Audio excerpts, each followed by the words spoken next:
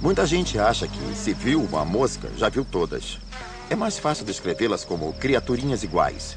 Mas, na verdade, existem centenas de milhares de espécies diferentes de moscas. E a maioria tem um papel importante no seu jardim.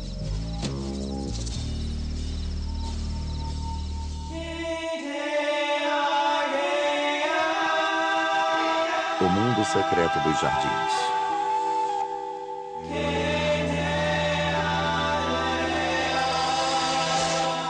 Moscas. Distribuição Sinapse.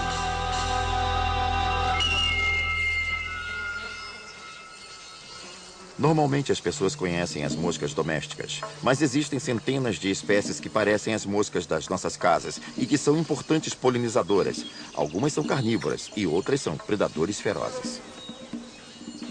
As moscas são relativamente recentes no mundo dos insetos. Chegaram à cena evolutiva milhões de anos depois de criaturas como as libélulas. Podem ser listradas, versão estilizada de uma forma anterior, e o sucesso de seu novo desenho fica evidente no fato de que estão em todo lugar.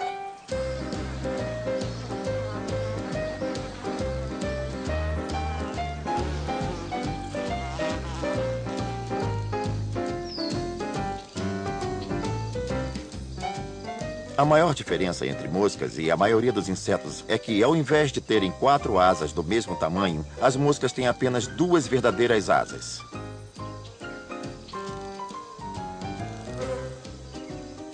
Contudo, há moscas de diversos formatos incomuns. Coisas delicadas como mosquitos e as moscas guindastes. Se olhar atentamente, vai ver que elas só têm 2 asas. Menores ainda do que as moscas guindaste são as diminutas criaturinhas conhecidas como moscas das frutas. Você pode observar outros grupos de insetos no seu jardim que juraria serem abelhas ou vespas, mas que de fato são moscas também.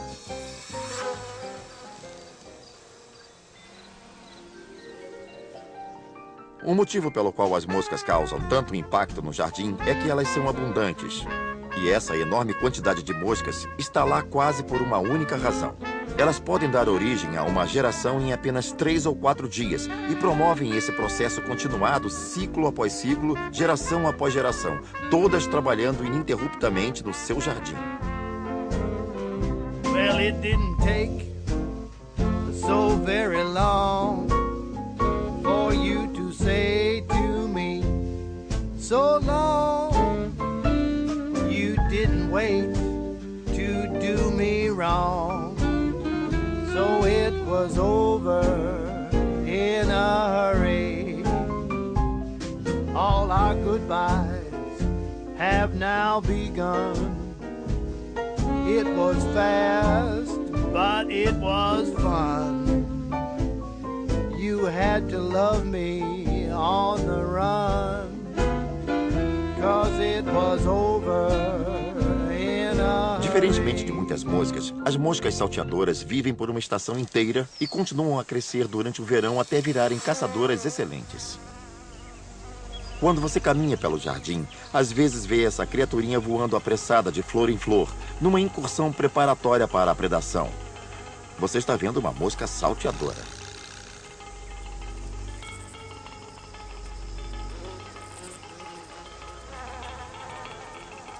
As moscas salteadoras, na verdade, são uma espécie que pode até se alimentar de outras moscas. São tão rápidas e fazem tantas manobras que conseguem agarrar outras moscas no ar. Guloseimas bem razoáveis. Aliás, conseguem agarrar quase todos os insetos. Não são seletivas. Se podem comer, abocanham.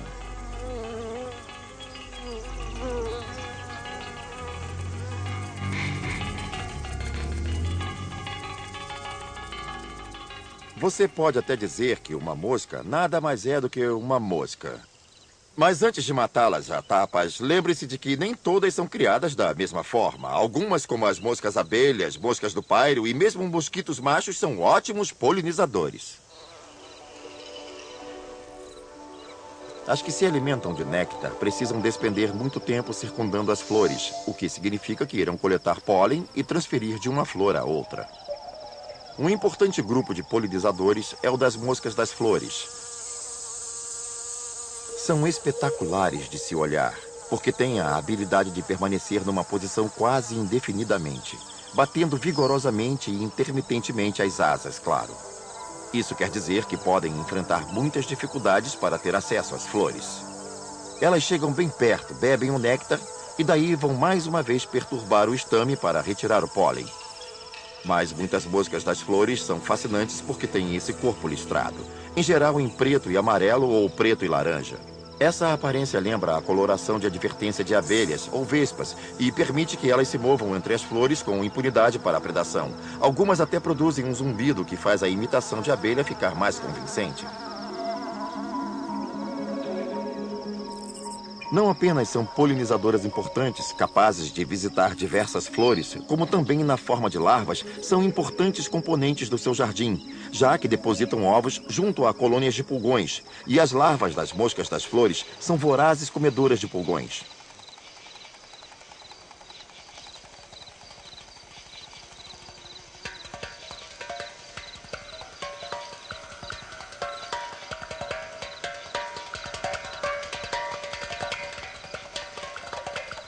Elas são grandes e translúcidas. Parecem mais o grande Jabba, o Hutt. E você vê o alimento descer pelas suas gargantas.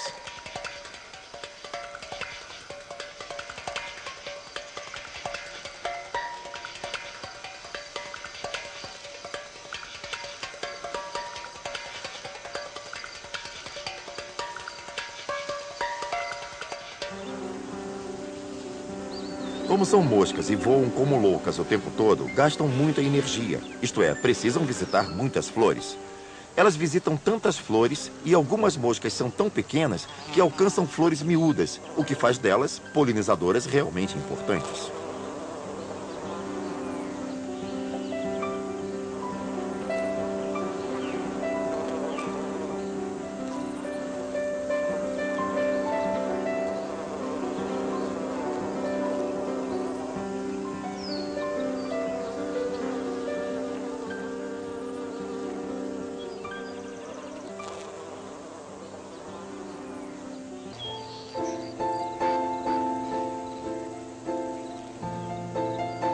Muitas plantas são pequenininhas demais para que abelhões ou abelhas comuns cheguem a elas. Por isso, elas dependem de um outro grupo de polinizadores. As duas principais espécies de polinizadores para essas plantas são a abelha solitária, que geralmente é bem miudinha, com cores vivas, e outras moscas que se parecem com ela.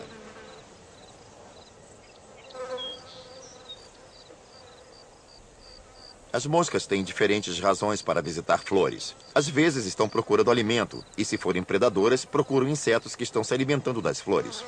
Moscas como a mosca-abelha estão procurando outra coisa. Elas querem o que a flor produz. Muitas estão atrás do néctar e pegam o pólen mais ou menos por acaso. Ao se alimentarem do néctar, quando o sorvem, roçam o abdômen ou as asas ou outra parte do corpo na parte masculina das plantas, o estame, capturando o pólen. E claro, quando chegam na flor seguinte, com os movimentos que fazem ao procurar o néctar, acidentalmente transferem o pólen. Muitas moscas têm um tubo que parece um canudo chamado probóscide, que usam para sugar o néctar. Moscas diferentes têm formatos diferentes de patas e probóscides, mas a intenção é sempre a mesma: sugar o máximo que podem e partir para a próxima flor.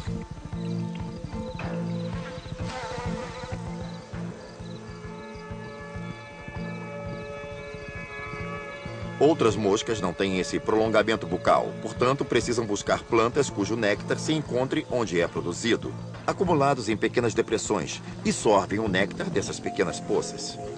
A mosca das flores não tem esse tubo de alimentação, por isso tem que procurar recursos onde o acesso seja fácil, mas tem uma esponja que absorve coisas. E também tem a estrutura bucal bem forte, capaz de esmagar os grãos do pólen, moendo-os e comendo-os como fonte de proteína ao mesmo tempo que suga delicadamente o néctar de uma flor.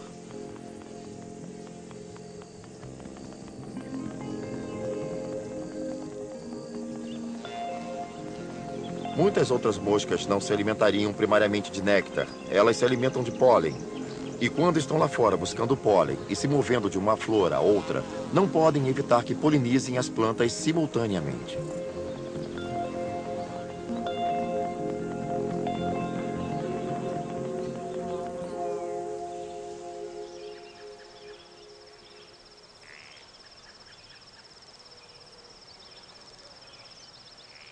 As partes bucais do inseto não são como as humanas. Em geral, têm muitas camadas, são multifuncionais e têm estruturas bizarras e especializadas.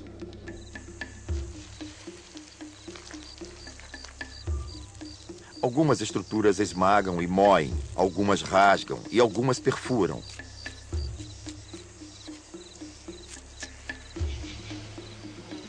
Um predador, por exemplo, como a mosca salteadora, precisa ter uma estrutura perfurante, que possa penetrar na pele da criatura que está querendo comer e talvez partes sugadoras, para que possa engolir os fluidos que sorvem.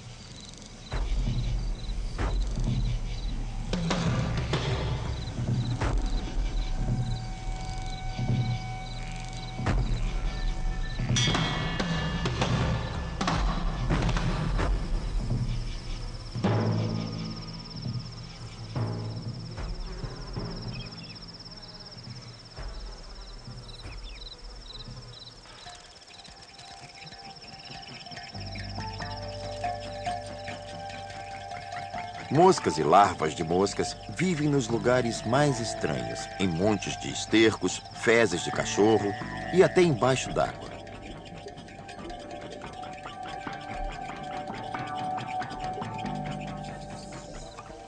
As larvas do mosquito, por exemplo, vivem na água, mas nunca ficam muito longe da superfície, porque inspiram o ar projetando um tubo acima da superfície.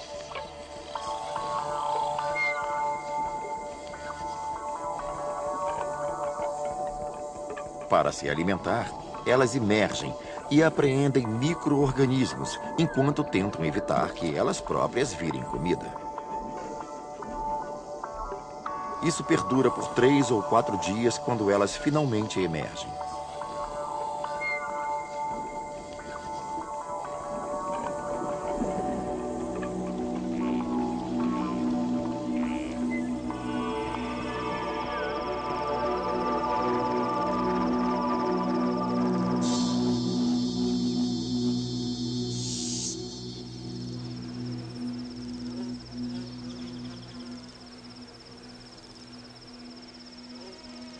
Ser carnívoro não é novidade no mundo das moscas. Algumas pegam pequenas presas, mas há outras que não se preocupam com o tamanho da presa. Aliás, gostam mesmo das grandes. Às vezes somos convenientes. Insetos como moscas pretas e mosquitos são predadores que fazem de nós suas presas. Quando a mosca se alimenta de pólen, na verdade ela come o que precisa e vai em frente. Não armazena como fazem as abelhas. Do ponto de vista de um abelhão ou de uma abelha comum, o pólen é um recurso valioso porque pode ser guardado, basta que eles o coletem. Costumam ter uma bolsa especial nas patas posteriores que podem carregar grande quantidade de pólen, então o levam para a colmeia e estocam, mas isso é porque são criaturas sociais.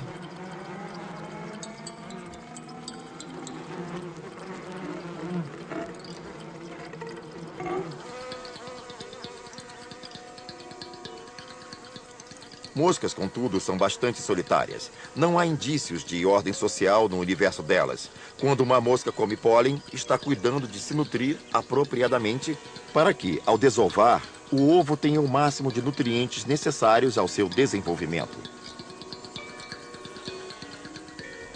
O lado negativo de serem polinizadoras é que elas se colocam no centro da atividade, na arena da vida, digamos assim, no jardim. As flores viram um local visado para os predadores. Então, quando essas criaturas vão coletar pólen e néctar, ficam sujeitas à predação. Todo tipo de criaturas, como as aranhas embusteiras e moscas salteadoras, por exemplo, que ficam aboletadas acima do solo, ao nível das flores, estão prontas para agarrar moscas desavisadas.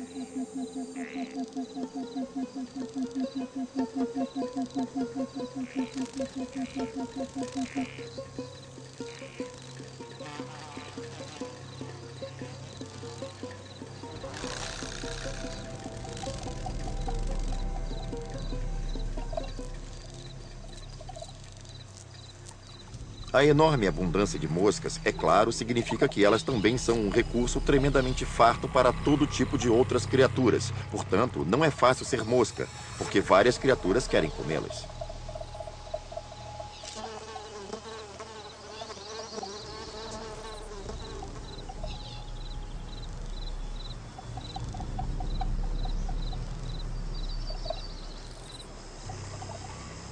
Esse zumbido que as moscas fazem é geralmente resultado do movimento das asas. Na verdade, espécies diferentes de moscas produzem sons em alturas diferentes, dependendo da rapidez com que batem as asas e do tamanho delas.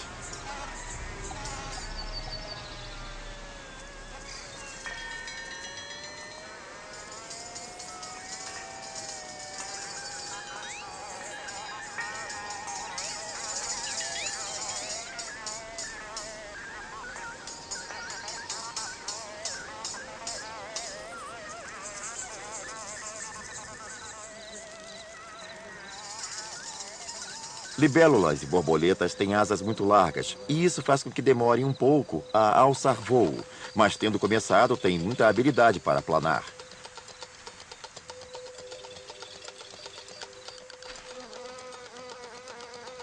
As verdadeiras moscas não planam, elas nunca planam. O método delas de voar é bem mais vigoroso. Elas batem as asas muito mais vezes por segundo do que muitos outros insetos parecidos. Se você as comparar a uma libélula, verá que esta poderá voar mais rápido, mas demora mais a tomar velocidade. E qualquer um que já tenha tentado achatar uma mosca sabe que num milésimo de segundo pode perdê-la, vê-la voar e sumir.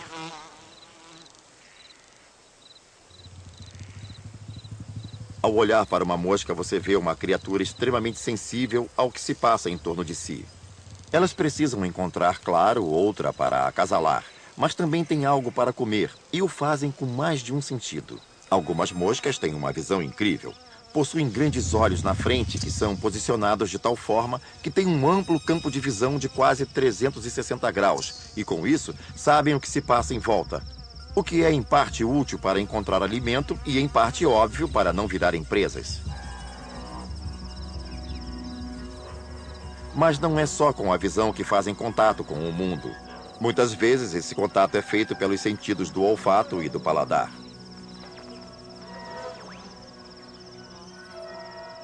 Para isso, elas usam quimioreceptores, estruturas muito sensíveis a todo tipo de química em forma de pelos espalhados por todo o corpo. Se você observar a cabeça de uma mosca, verá diversos tipos de estruturas adicionais. As antenas, que também são sensíveis às vibrações do som, às temperaturas, a tudo. Quer dizer, elas são uma massa de recepção sensorial.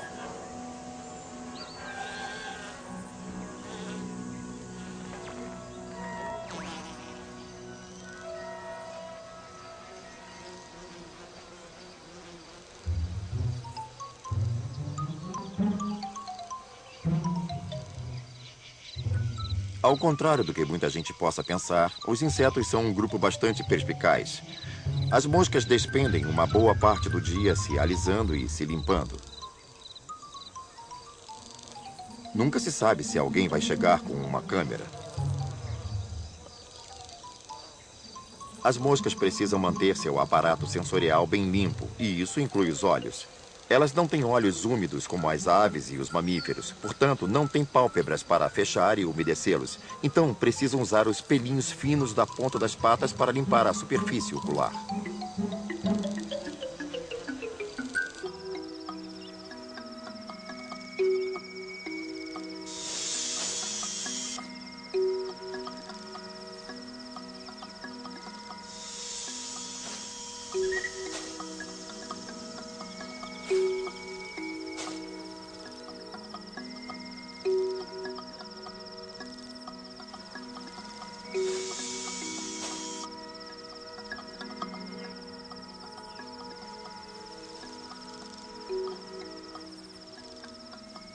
Quando colhemos frutas em geral, pegamos mais do que queríamos.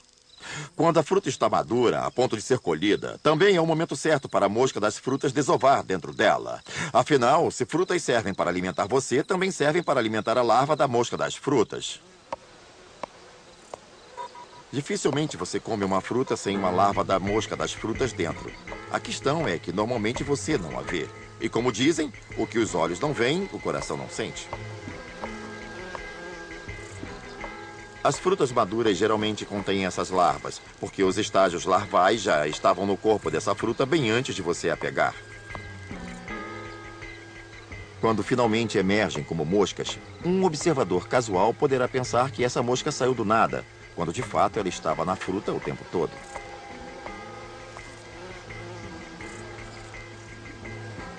Quando a estação termina, em todo canto que você olhar, onde existam frutas no seu jardim, haverá moscas das frutas. Elas estarão cumprindo um papel vital, transformando fruta podre em solo. Elas também têm um papel importante como decompositoras. Eu não ia querer um jardim sem elas, senão, toda vez que alguma coisa morresse, eu teria que vê-la ali por muito mais tempo ou eu mesmo teria que retirá-la. A verdade é que as moscas transformam isso em solo e o fazem rápido. É meio desagradável, mas é bom saber que aquilo não ficará lá por muito tempo, que em questão de 2 ou 3 dias, tudo terá acabado, desaparecido. No lugar, haverá moscas.